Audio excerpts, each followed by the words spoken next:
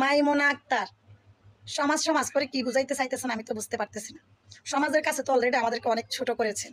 হ্যাঁ, তো সমাজ মানে কি বলবো, আগে আপনার কমেন্টটা পড়ে শোনাই, তারপরে বলতেছি। আপনি লিখেছেন আপনাদের মতো নারীর কারণে সমাজ দর্শন হচ্ছে, সমাজে এত দর্শন হচ্ছে, কি দরকার লাইভে এসে নিজের যৌবনটা দেখা। আল্লাহ ছাড় দেয় ছেড়ে দেন না, ঠিকই বলেছেন, আল্লাহ ছাড় দেয় ছেড়ে দেন না, সেটা আপনাদের জন্য। আপনারা যা আমাদেরকে করেছেন, সমাজের কাছে ছোট করেছেন, আমাদের জন্য গুন্ডা এনেছেন, পুলিশ এনেছেন, সব কিছুই করেছেন, সেই জন্য আমরা সাময়িকভাবে কষ্ট পেয়েছি। তো সেটার জন্য আল্লাহর কাছে ফরিয়াদ করে রেখেছি, আমরা কষ্ট সহ্য করে, কষ্ট করে। আপনারা চাইতেছেন আমাদেরকে হয়রানি করার জন্য, আমরা না খেয়ে মরে যাবো। আল্লাহ যদি আমাদেরকে না মারে, আমরা না খেয়ে মরে যাবো, মানে আপনারা আমাদেরকে মামলা দিবেন, আমরা মামলার ঘানি টানতে টানতে না খেয়ে মরে যাবো। এমন দিন কোনোদিন হয়ও নাই, আল্লাহ চাইলে আর ভবিষ্যতেও হবে না। ডাল ভাত খেয়ে আমরা ভালোই থাকবো। আপনি আরও একটা কমেন্ট করেছেন, সেম কমেন্ট আপনি আরও একটা করেছেন। তো সমাজের কাছে আমাদেরকে ছোট করে প্রথমে একবার সামান্য টুকিটাকি ঝগড়া হয়েছিল, সমাজ নিয়ে আসছিলেন।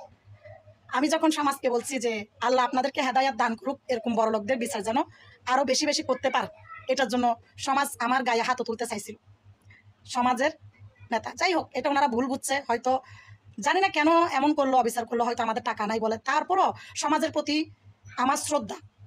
আমার হাজব্যান্ড সমাজকে অনেক সম্মান করে, আমিও করি, বিচার পাই আর না পাই, কিন্তু সমাজের প্রতি সম্মান এটা থেকেই যাবে। কেন থাকবে জানো? কারণ মানুষ অন্তত পক্ষে মৃত্যুর পরে হলেও সমাজের প্রয়োজন হয়। বেঁচে থাকতে সমাজ না লাগলেও, মারা গেলেও কবরের যেখানে আমাদেরকে কবর দেওয়া হবে ওই জায়গায় হলেও সমাজের প্রয়োজন হয়, আমার ধারণা। হ্যাঁ, তো এই জন্য সমাজের কাছ থেকে আমি যতই অবিচার পাই না কেন, যতই কষ্ট পাই না কেন, সমাজের প্রতি আমার সবসময় সম্মান থাকবে, আছে, ভবিষ্যতেও থাকবে। হ্যাঁ, তো আইনের কাছেও আমি শ্রদ্ধাশীল। আইনের গতিও চলে, আইনকে আমি অনেক শ্রদ্ধা করি। হয়তো এই যে আইনের কাছে বিচার না পাওয়া, সমাজের কাছে বিচার না পাওয়া, এগুলো একমাত্র আল্লাহ পাকের চাহিদা। আল্লাহ চাইছিল হয়তো আমাকে এই কষ্টটা দেওয়ার। হ্যাঁ, হয়তো সেই জন্য আমি কষ্টটা ভুগতেছি। যদি আল্লাহ না চাইতো না, এই কষ্টটাও আমাকে ভুগতে হইতো না। তো ওনার কাছে ছেড়ে দিছি, আমার সব অভিযোগ ওই আল্লাহর কাছে, কোনো বান্দার কাছে আমার কোনো অভিযোগ নাই। আজ পর্যন্ত যত অন্যায় অবিচার হয়েছে সব কিছুর জন্য উপর আল্লাহর কাছে আমি দায়ী। তো আমার ফেস দেখাইয়া, আমার যৌবন দেখাইয়া আমি অনলাইনে, ফেসবুকে, এটাই তো আপনাদের প্রবলেম। আমি যদি এই যে লাইভ আইসা সারাদিন বসে থাকি, ভক করে সারাদিন আমার ফেস দেখাই, আমার যৌবন দেখাই, এই সব কিছুর হিসাব একমাত্র উপরওয়ালাকে আমার দিতে হবে। আমার জন্য আমার হিসাব সমাজকে দিতে হবে না, আমার হিসাব আইনকে দিতে হবে না, আমার হিসাব আমার পরিবারের কাউকে দিতে হবে না। অতএব আমার ব্যাপারে কেউ নাক না গলাইলে মনে হয় ভালো হয়। আমার ব্যাপারে নাক গলাইতে গলাইতে তো একেবারে জাহান্নামের চৌরাস্তায় আপনারাই চলে যাবেন, বুঝছেন? কারণ আমরা তো তাও শুধু লাইভে আইসা কথা বলি, ভিডিও করি, তাও মানুষকে কিছু শিক্ষণীয় বিষয় দেওয়ার চেষ্টা করি আমার আইডিয়া থেকে। আমি তো অল্প বিদ্যা, ভয়ঙ্কর খাই, আর কতটুকুই বা শিখাইতে পারি। কিন্তু চামড়া ব্যবসায়ী না, আমরা চামড়া ব্যবসায়ী না। যারা চামড়া ব্যবসায়ী তারা হাতে নাতে প্রমাণিত হয়েছে, ধরাও খেয়েছে। আমরা কোথাও কেউ ধরা খাইছে এমন কোনো প্রমাণ নাই। ওকে, অনলাইনে 3 বছর যাবৎ কেউ আমার মোবাইল করে ডিস্টার্ব করলো না। যারা মোবাইল করছেও রিসিভ করা হয় না, মেসেজ করছে, মোবাইল করছে। হ্যাঁ, কিন্তু আপনারা যেই হারে আমাকে ভাড়া করা গুন্ডা লেলিয়ে দিচ্ছেন, কুত্তা লেলিয়ে দিচ্ছেন, তাতেও কোনো লাভ হয় নাই। কারণ আপনাদের থেকে বড় বড় টপশিয়ানরা আমার কোনো প্রমাণ জোগাড় করতে পারলো না আমাকে অনলাইন থেকে তাড়ানোর জন্য। আর আপনারা মামুনিরা পারবেন আমাকে অনলাইনে কারণ আমি ওই চরিত্রের মানুষ না, আমি আপনাদের লেভেলের মানুষ না, আপনারা আমার লেভেলের কাছে আসার মতো মানুষই না। আমার কাছে টাকা না থাকতে পারে, কিন্তু আলহামদুলিল্লাহ নিজেকে কন্ট্রোল করার মতো, নিজের সম্মান রক্ষা করার মতো, নিজে সম্মানিত হওয়ার মতো ওরকম ক্যাপাসিটি নিয়েই আমি চলি। আমি গরিব হতে পারি, টাকা পয়সা না থাকতে পারে, কিন্তু আত্মবিশ্বাস, রেসপেক্ট দিয়ে কথা বলা, সব ধরনের আচার আচরণ আলহামদুলিল্লাহ বজায় রেখে আমি চলি। আমার অনলাইনের সাপোর্টাররা আমাকে এমনি এমনি ভালোবাসে না, আমার এতগুলো ফলোয়ার, এতগুলো ভাই বোন আমাকে এমনি এমনি ভালোবাসে না। আমার মধ্যে সেই গুণ আছে বিদায় আমাকে সবাই ভালোবাসে।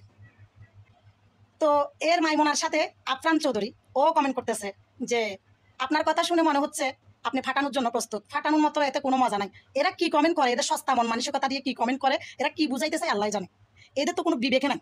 এদের যদি বিবেক থাকতো, জ্ঞান থাকতো, মানে এত ছোট মস্তিষ্কের মানুষ এগুলা, মানে ওরা কি লিখে, কি মানে মজা নিতে এসে ওরা নিজেরাই মজার ফাঁদে পড়ে যায়, মানে ওদেরকে নিয়ে মজার ফাঁদে পড়ে যায়। কারণ আমার যদি আত্মীয় স্বজন এদের কমেন্টগুলো যদি ধরতো বা এদের কমেন্টগুলো যদি রিপ্লাই দিত, তাহলে আমার আত্মীয় স্বজন অনেক মজা নিতে পারতো। বাট আমার আত্মীয় স্বজন তো ওদের মতো না, ওদের মতো এত সস্তা না আমার আত্মীয় স্বজন। আমার আত্মীয় স্বজনের বাইককে কাজ করার জন্য, ফালতু কথা নিয়ে ভাবার জন্য সময় টোটালি কারণে।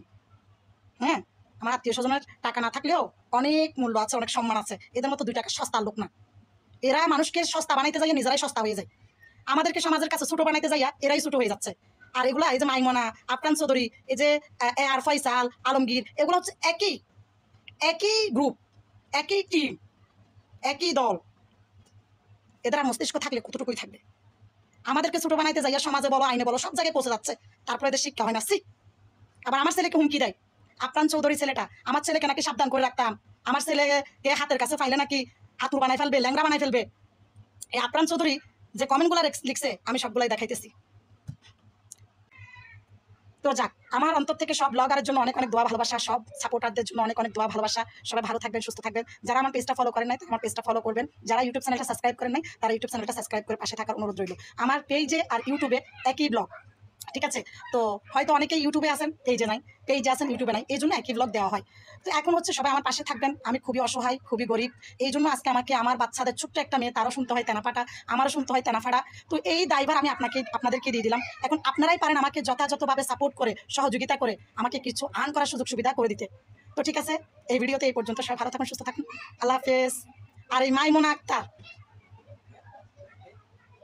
কথাগুলো যদি শুনে থাকেন, লিগালি বিবেক দিয়ে মাথায় রাখবেন, আবেগ দিয়ে নয়। আপনি মনে হয় কমেন্টটা আবেগ দিয়ে করছেন। আপনাদের এমনি সব কিছু থাকলেও বিবেক, আপনার ফ্যামিলিতে কারো বিবেক নাই, কারণ আপনার জন্মদাতা মা বাপেরই বিবেক নেই, আপনার বিবেক থাকবে কোত্থেকে? আপনারা সবসময় আবেগ দিয়ে চলেন।